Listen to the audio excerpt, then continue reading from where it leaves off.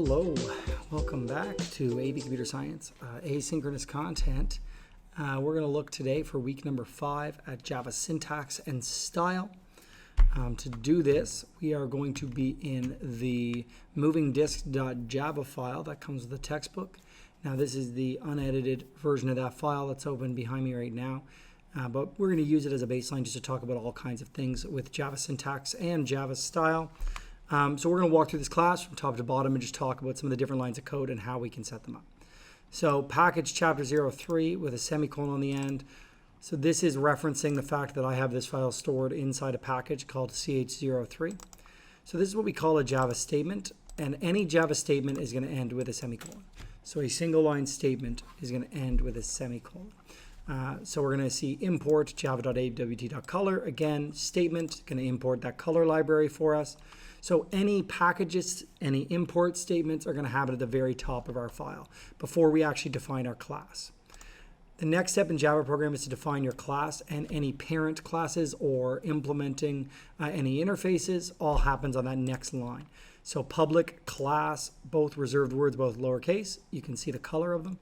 The name of the class should be uppercase with uppercase second words and third words, and it should match the name of the .java file. Extends probably isn't the right spelling. I'm going to assume they meant extends. Ooh, we corrected one error. Notice it turned red, a reserved word. Extends JPanel and implements action listener. Now this is fine. This is down on another line. You can bring it into the same line if you want. You'll notice moving disk now has this serializable class. Moving disk does not declare a static final. Listen, don't worry about that yet. You have no idea what that means? You will eventually.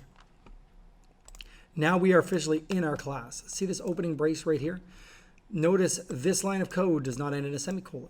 That is because this line of code defines a new block. And it does that using an open brace. Scroll down. Hey, there's the closing brace with a box around it. So everything in between those two braces is part of our class. So this doesn't have a semicolon because it instead has an opening brace because it is opening a block of code. Now we have a new private integer called time. Again, declared, not initialized, statement, semicolon. Public moving disk, this is something called a constructor. You'll notice that this name perfectly matches the file name and the class name. That's not an accident. And no semicolon because there are braces. So it's opening a new block of code. So no semicolon, braces instead. Time equals 0. We got a red underline here. That's because this is a statement that is missing a semicolon. Timer object called clock is a new timer object with a 30 millisecond thing. This representing this current object will be listening for the timer. Semicolon ends the statement. Clock.start. Interesting. Now, clock.start, written the way it's written here, would reference a variable called start in our clock object.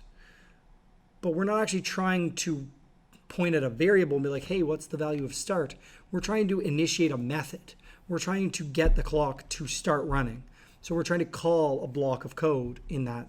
And we do that by making sure we use the open and close parentheses. So start is a method in the clock class.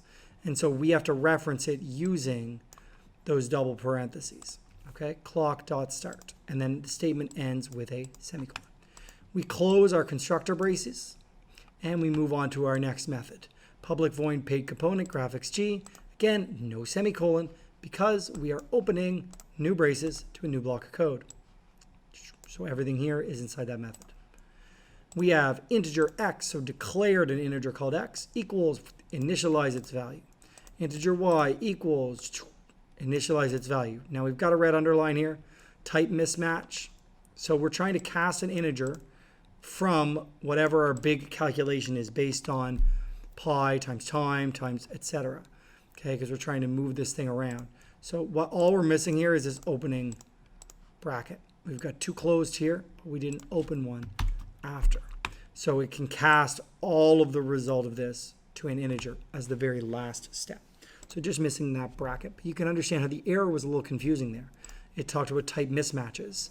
Okay, and the reason was just because it was trying to cast just the 75 and then trying to run all of this. So that's where we were kind of running into our problem.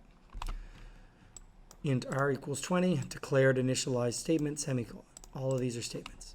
Color, sky, again, statement declaring variable called sky, which represents an object of color, declared. If y greater than 130, now there's a whole bunch of ways to write this. You can hit enter and it will accept this code, okay? I like to always encourage brace notation on if statements. Java allows a single line if statement without braces, but for the sake of learning, I usually encourage students to wrap your if and else statements in braces, even if they're a single line. So if y is greater than 130, open braces, do this. Now it doesn't like this because it's a statement, and we didn't end it with a semicolon. Else sky color.cyan, semicolon, cool. Braces, open that code. Okay, next we set the background to sky. Sky is passed to the method set background, so that's why it's inside parentheses, semicolon. Super.paint component G, again, calls to paint the background. Cool, and then set component, we've got a fly here.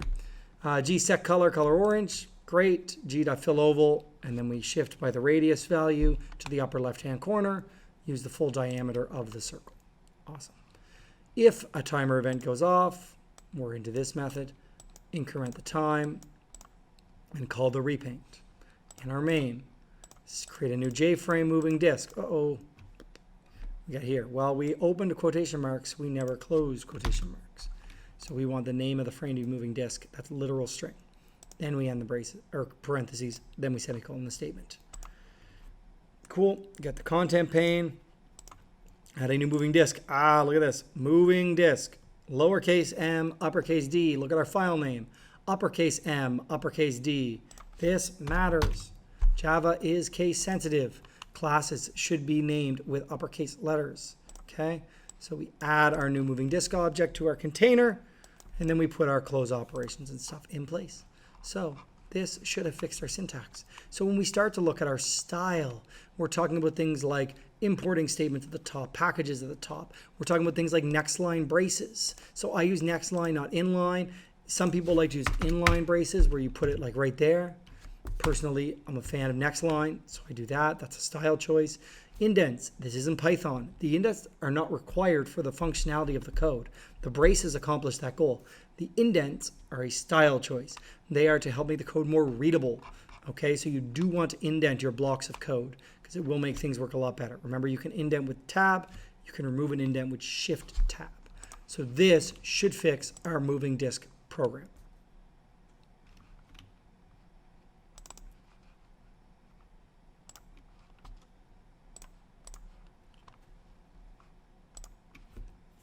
So if we run it, we can see there goes our sun moving around like the sun through the sky. Ta-da! So it works. So this was just a little brief introduction to some of the style and syntax of Java that we need to be aware of as we start to jump into things. Now in this course, we're doing object first, which means the next lesson is going to be focused on objects and what objects are and what classes are and how that object-oriented piece really starts to make Java powerful. And we'll use that moving forward. So that's why we want to start with some basic syntax and style before we jump into that. All right. Good luck. Have a good week. We'll see you later.